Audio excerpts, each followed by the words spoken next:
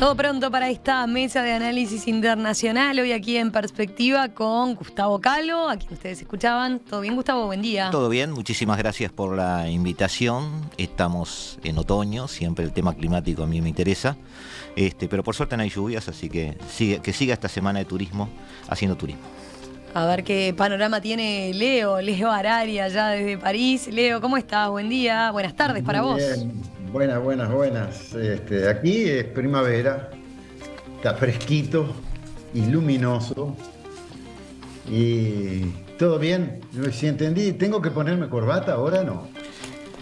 No sé, acá tu socio, viste, vino así muy formal, pero... No, por hoy te perdonamos. Cualquier cosa lo ajustás después viste que tenemos como un que entretiempo hoy. Bueno, cualquier cosa para el segundo tiempo lo ajustás el vestuario, ¿está? Creo que están entre las medias, no me acuerdo, hace mucho que no. Hace mucho. La adolescencia es larga a veces. Bueno, para allí, para donde está Leo, nos vamos ahora, nos instalamos en Francia.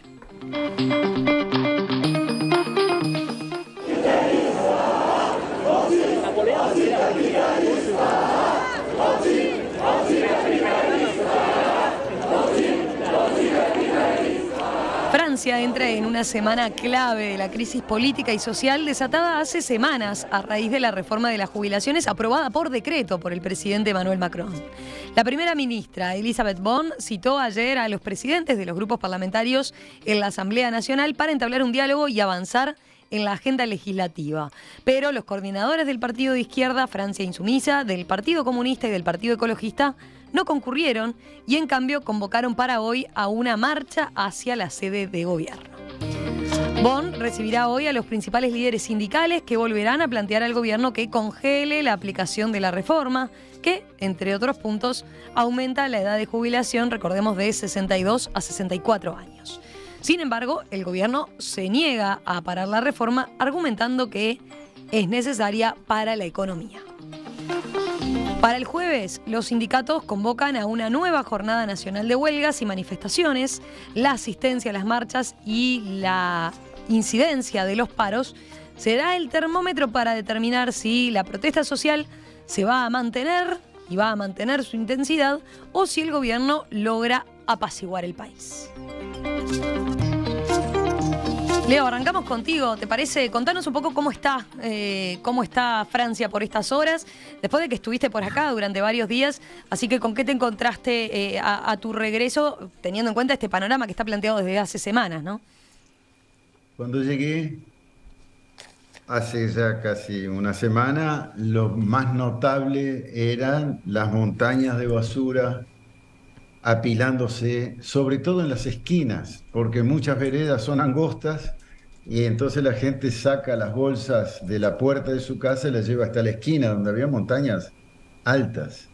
En donde hay edificios, los porteros tienen el trabajo de poner las bolsas chiquitas en bolsas más grandes para facilitar luego la recogida y evitar que las bolsas pequeñas se abran, pero era el elemento más marcante era la basura.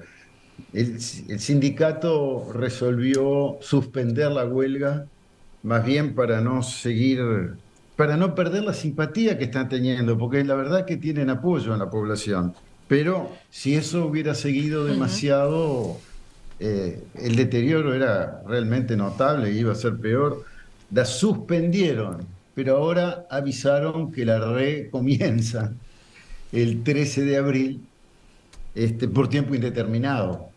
O sea que estos cortes de la huelga en realidad son por razones sanitarias de organización, pero no estamos en un conflicto continuado. Conflicto que no es solo de los que recogen la basura en París, es en los sectores, la educación. Los jóvenes estudiantes liceales se han unido. Es gracioso, yo veía en la tele, le preguntaban a un chico de 16 años, ¿por qué estás haciendo huelga si la jubilación es para los 64 años? Dice, por mi mamá. Dice, es enfermera y se pasó los años de la pandemia metida dentro del hospital, sin fines de semana, sin feriados, y ahora se encuentra con que todavía de eso va a tener que trabajar más para poder jubilarse, por eso lo estoy haciendo. Hay, honestamente, lo que yo he visto hasta ahora es que la población mayoritariamente está apoyando este tipo de movimientos.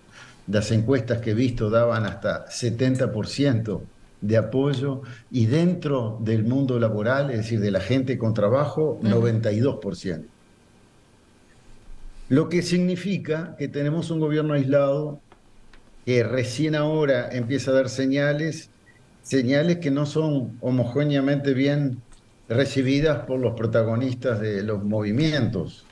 El sindicato más grande y uno de los sindicatos más viejos del mundo, la CGT, quiere hablar con el presidente, pero el presidente los manda a hablar con la primer ministro, con lo cual hay tentativas ahí, por un lado, de dividir el movimiento sindical y por otro lado, del movimiento sindical de seguir manteniendo viva la capacidad de movilizarse. Ya hubieron 10 jornadas, muy importantes movilizaciones, ahora el jueves va a haber otra, y todo se mide en si se van cansando o si siguen manteniendo la protesta. Si querés rápidamente otro dato y después de esto yo creo que tenemos la información de base para seguir. En el Congreso, en el Parlamento, no se pudo sacar, por pocos votos, pero no se pudo votar la ley, lo que obligó a hacer ese decretazo mal tomado, pero tampoco se pudo hacer un voto de desconfianza al gobierno. Hubieron 2 iniciativas y ninguna sacó la mayoría, con lo cual hay una especie como de un equilibrio, pero no un equilibrio constructivo, sino un equilibrio más bien paralizante para Macron. Macron, que ayer un analista francés decía, él comunica como un joven moderno, pero piensa como un viejo conservador. Macron, que en esta semana va a ir para China, mientras recomienzan los conflictos aquí, porque sigue teniendo una política internacional activa, que es quizás de las cosas que le dan mejor imagen dentro del público francés e internacional. Ahora después me interesa profundizar en por qué se mantiene aferrado, ¿no? Macron a, mantener la reforma tal como está, pero Gustavo, ¿vos por dónde ibas? ¿Querés agregar algo a lo que decía Leo al principio? Yo pienso que hay que tratar de indagar en la psicología del gobierno en este momento y por qué se plantó de esta manera. Hubo una especie de ensalada acá o causalidad de hechos que se fueron dando donde hay un entorno global que es ineludible, hay un invierno demográfico, hay una baja en las tasas de fertilidad, hay un envejecimiento de la población. A Francia le llevó 25 años llevar del 10% al 20% en su sociedad, llegar a los mayores de 60 años, pero ojo que se nos viene también a nosotros, porque tanto Brasil como India como China van a llegar al 10% en 5 años. Es decir, Latinoamérica tiene ese mismo problema a futuro. Ese entorno global, ese invierno demográfico, ese problema debe haber pesado en el gobierno francés, como está pesando en el gobierno uruguayo, como está pesando en todos los gobiernos latinoamericanos. En el caso de Francia en particular, el entorno político también incide. Macron está, como decía Leo, en minoría, por lo tanto se debe mover a impulsos un poco autocráticos muchas veces, porque tiene poca capacidad de diálogo, poca capacidad no porque la oposición se niegue al diálogo, sino que no tiene el músculo del diálogo en forma interna con el equipo que está manejando el gobierno. Elisabeth Borne no dialoga, no habla con los sindicatos, no tiende puentes. Y quedó debilitada, ¿no? Claro, las puentes parecerían dar, es decir, la Unión Europea maneja más o menos la misma expectativa de vida que Francia, entre 83 y 78 años, 83 las mujeres, 78 los hombres. La Unión Europea tiene un promedio de 67 años, 64, 65, 66, va a andar ahí, depende de los países en cuanto a edad para jubilarse. Francia está en los 62, podría subirse a 64 y podría haber alguna razón de fondo. Y me parece que el gran tema es la percepción de riesgo, es decir, al Estado francés le parece que este invierno demográfico, este desbalance en las cuentas fiscales, este apoyo que el gobierno tiene que dar en dinero, es algo que si no se ajusta puede llevar a la quiebra del Estado francés, puede llevar a una desfinanciación. En realidad el problema que tuvo Macron en estos días también es que muchos politólogos, pero también economistas han salido a hablar y han demostrado con números que en realidad esos 62 años por ahora es sostenible, porque de hecho los franceses están dejando de trabajar a los 60, 61 años. Las tasas de actividad para los mayores de 55 años en Francia son bajísimas. Es una edad, es un rango de edades donde los franceses no están ni ocupados ni jubilados. Por lo tanto, están realmente renunciando y se están yendo del mercado de trabajo antes. Entonces, en ese entorno no parecería muy lógico que se subieran 2 años más para una población que va a tener en un porcentaje interesante 2 años más de espera, viviendo de apoyos sociales o de políticas sociales de gobierno porque no están trabajando. Entonces, ese tipo de cosas contradicen las posiciones de Macron y de Bon y obviamente empieza la gente a pensar si el gobierno no les ha mentido o no ha exagerado el riesgo de lo que está sucediendo. Y todo eso termina con torpeza. Es decir, manejar como se manejó todo este proceso parlamentario, que no se manejó de hecho, hizo que el gobierno perdiera muchísima opinión pública. Incluso se formó en forma anecdótica un grupo que se llama Liberales Independientes de Ultramar y Territorios, o algo así, en una traducción muy chapuza mía. Después Leo me auxiliará con eso, que son 20 parlamentarios que llevaron adelante una moción de censura que no salió por 9 votos. Uh-huh. Entonces, se han quemado los puentes. Yo pienso que ahora se va a tratar de revertir el diálogo. El gobierno sigue percibiendo que es necesaria esta reforma. Yo creo que globalmente todo el planeta sabe que estas reformas son necesarias, pero a veces en democracia no basta con hacer los números, no basta con tener razón, sino que hay que convencer, y es lo que Macron no pudo hacer. Leo, ¿qué ibas a agregar? Sí, hay dos aspectos de lo que dice Gustavo que vale la pena profundizar. Uno es las razones por las cuales se hace la reforma, que básicamente en todos lados dicen, bueno, vivimos más, por lo tanto tendremos que trabajar más para poder después tener una pensión. Y la otra es por qué el gobierno no pudo manejar mejor la percepción uh-huh. de la importancia de esto. Voy a las dos. La número uno, la verdadera razón de esta reforma, que no está solo planteada en Francia, sino en muchos otros países, incluido el nuestro, la más profunda razón es de buscar mecanismos de meter más plata en el mercado financiero. Ya lo trataron con la SAFAP y se ha buscado toda forma tecnológica o legislativa para hacer lo mismo que la política liberal explica que es necesario para tener un país competitivo, bajar el costo del Estado, bajar el costo del trabajo.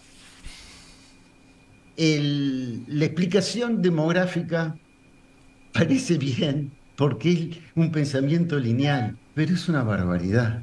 La gente vive más que antes, pero produce muchísimo más que antes. Los trabajadores franceses, por ejemplo, son 30% más productivos que los británicos. Están entre los trabajadores europeos más productivos, son más productivos que los alemanes y son más productivos que los norteamericanos. ¿Qué quiere decir eso? Que en el mismo tiempo de trabajo agregan más valor, producen más. Y el país como tal está muy bien organizado para ser eficaz desde el punto de vista de la producción. Tienen una muy buena infraestructura, tienen excelentes comunicaciones.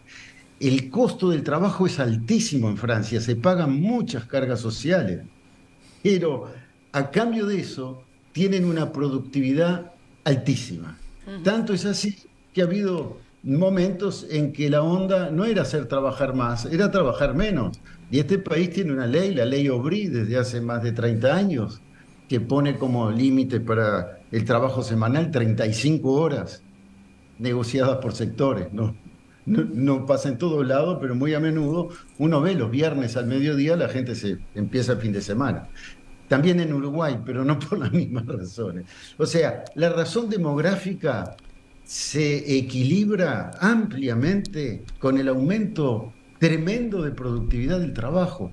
Y alcanza con salir a la vereda en Montevideo y vas a ver, no se hacen los pozos con pico y pala como se hacían antes. Viene una maquinita y el señor adentro y excava y después se va. La productividad aumentó de una manera espectacular. En cambio, la necesidad de tener más plata en el mundo financiero es una de las herramientas fundamentales de la competencia a nivel internacional. Y eso pasa a otro nivel de discusión. El segundo punto Sí. tiene que ver por qué este gobierno no ha sabido comunicar mejor, neutralizar más los argumentos de la oposición y del movimiento sindical, sobre todo. Y eso tiene que ver con el otro lado de la medalla. Es uno de los gobiernos, o el gobierno más tecnocrático de la historia de Francia. Tanto el señor Macron como buena parte de sus ministros tienen la mejor formación y capacidad en lo que tiene que ver con administración del Estado. No entienden un pito de la gente común y corriente. Eso no se enseña en la Escuela Nacional de Administración. Ellos saben cómo hacer leyes, cómo hacer decretos, cómo organizar las cosas, cómo hacer un país prolijito, en general, cuando no hay huelgas, limpio y muy ordenado. Son altamente productivos, pero no hay un diálogo, no hay una cercanía, les cuesta muchísimo entender la política de todos los días. Han logrado algo que parecía imposible, unir los sindicatos. Bueno, Sí, creo ¿no? que esos Claro, son hay los un dos ámbito, puntos. ahora por la reforma incluso hay un ámbito de coordinación entre los sindicatos que normalmente, históricamente, siempre tienen Diferencias, grandes sí, claro, hay diferencias. una intersindical que está funcionando. Que ahora tienen algunas diferencias, porque unos están de acuerdo con ir a negociar o a tratar de negociar con la primer ministro y otros dicen no, queremos hablar con el presidente. Y, y están en idas y vueltas, digamos, no es una Ujú. fortaleza homogénea, pero es insólito que todo el movimiento popular, a diferencia de los chalecos amarillos hace 2 o 3 años, aceptan el liderazgo del movimiento sindical, excepto los pequeños grupos del Black Bloc que, como siempre, están afuera de las manifestaciones y dejan los vidrios rotos a su paso. Creo que acá Gustavo tenía para contestarte, pues se agarraba la cabeza cuando vos dabas los argumentos Sí. del por Siempre se qué. arma que tiene que agarrársela porque se le llena de cosas interesantes que A no ver. escucha habitualmente. Estamos muchas veces de acuerdo con Leo con las cosas que pasan, pero nunca estamos de acuerdo de por qué pasan. Me parece que él siempre está poniendo un poco la carreta delante de los bueyes, ¿no? Es decir, es cierto que hay un Que ya aumento. no uso más bueyes. Bueno, ando en ese tractor, quizás es tu viejo. problema por la productividad, por lo que tú decías. Es Hay, cierto. cifra aparte o comentario aparte, después Leo lo de la productividad. Ya tengo varios mensajes preguntando de dónde sacó Leo esos números. Queremos No, saber no, no, más. es que justamente, no, vamos a aclarar algo. Francia, como otros países europeos, tuvo una calidad de vida creciente, muy creciente, y con esos 62 años que tiene Francia es lógico suponer que promedialmente o porcentualmente se maneja un volcado de trabajadores a la jubilación mayor que en otros países, mayor que por ejemplo en Alemania. Justamente ese fue un gran problema para la actividad económica y justamente la productividad zanjó esa diferencia. Pero no es que la productividad haya sobrepasado la cantidad de jubilados y por eso ahora todo da signos positivos, no. Y la prueba de eso es lo que Leo mismo acaba de reconocer, es que los cargos por seguridad social en Francia son altísimos, porque quieren cubrir esa zanja. Y los números no dan. Ahora, ¿dónde está la carreta delante de los bueyes? Bueno, Leo nos habla de que el Estado debería manejar determinados tipos de políticas y el tema de la financiación de las AFAP o el mercado financiero derivado de las AFAP. Acá son AFAP, pero vamos a llamarle capitalización individual o como queramos. Es que por eso existen las AFAP, porque no dan los aportes, porque el sistema de reparto no paga la gente que está jubilada.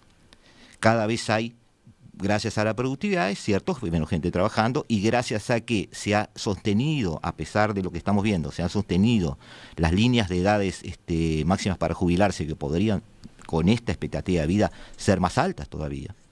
En España, por ejemplo, un jubilado o un jubilado promedio en relación, que es la cuarta o el tercer país en expectativa de vida en el mundo, después de jubilarse, durante 25 años se le paga. ¿Y quién financia esos 25 años? Esa es la idea de la existencia de las AFAP. Es decir, cada uno ahorra, cada uno aporta a un fondo común. Ese fondo común tiene que dar ganancias, porque si la AFAP me promete ganancias, como cualquier banco, la AFAP tiene que invertir su dinero para obtener ganancias. Y por eso existen, y por eso se crearon, y por eso Europa está pasando a un sistema mixto. Todos, incluso los nórdicos, a un sistema mixto. Nadie tiene ya un sistema de reparto puro, no existe, porque no se paga, y porque terminan después castigando primero a las personas, después a las empresas chicas y después a las empresas grandes, porque el orden lamentablemente es ese siempre, y ni aún así se paga. Entonces, el tema es que los estados ahora están en la disyuntiva de siempre. Hay un invierno demográfico, hay que tener una baja de natalidad. Estamos hablando de que llevamos 8.000 millones en estos días o en estos meses, pero todos sabemos que en 10 años la curva se aplana. La disyuntiva es o aumentamos impuestos o recortamos las pensiones. Lamentablemente están hablando de eso la mayoría de los estados en todo el planeta, no solo en Europa. Se están encontrando, en algunos casos, soluciones, como espero que se encuentren acá, como espero que se encuentren en Europa, como espero que se encuentren en el resto de Latinoamérica, para que con el control del Estado adecuado, esos fondos que están en estos mecanismos de inversión puedan financiar esa grieta, que no se está financiando, y por eso existe este problema y por eso estamos sentados acá. Tenemos que ir cerrando. Leo, bien breve, pero ¿por dónde ves que salga el gobierno de Macron de esta crisis? ¿Qué caminos y qué alternativas entonces quedan? Bueno, primero y rápidamente, para los que quieran saber, que pongan en Google productividad francesa y van a tener un artículo de la famosa BBC, medio de difusión británico, oficial y muy serio, en la que hace, es de donde yo saqué exactamente el número 30% y la clasificación de Francia como los países más productivos del mundo y de los primeros de Europa. Estoy de acuerdo. Dejo lo de los AFAP para otra vuelta porque no da, porque al mismo tiempo, primero de todo, un momento, mismo después de la pandemia, no ha habido déficit de la seguridad social en Francia. Ha habido superávit. O sea, las cotizaciones son enormes, pero cubren todos los agujeros. Incluso sobra plata. O sea, no estamos en un problema de crisis de ninguna manera con respecto al financiamiento de la seguridad social global, con la aclaración de que es uno de los más altos, es el rubro más alto del presupuesto nacional y es 14% del Producto Interno Bruto, nada más que la seguridad social, 14%, que es altísimo. Sin embargo, hace muchísimos años que está así y no ha hecho un agujero. Hay años en donde hay superávit, como este. Si queda tiempo, te digo hacia dónde vamos a ir. La fecha clave es el 14 de abril. Porque el 14 de abril el Consejo Constitucional va a decir si el decreto o ley, el 49.3, como llaman aquí, de Macron, es constitucional o anticonstitucional, como lo dice el movimiento sindical y algunos legisladores que han hecho ese llamado al Consejo Constitucional para que intervenga. Esto va a cambiar las reglas de juego, porque se van a poder alinear sobre una decisión. Si es inconstitucional, el gobierno inmediatamente tiene que retirar y buscar otra salida. Si es constitucional, el movimiento popular va a tener que encontrar otra manera de fundamentar con más fuerza las próximas medidas de lucha que están planteadas en todos los sectores a partir del jueves. Hacemos una pausa, un entretiempo acá en la mesa de análisis internacional y vuelve enseguida Emiliano desde el MACA, el Museo de Arte Contemporáneo Achugarri, para conocer más de este Festival Internacional de Teatro que se está llevando a cabo allí por estos días.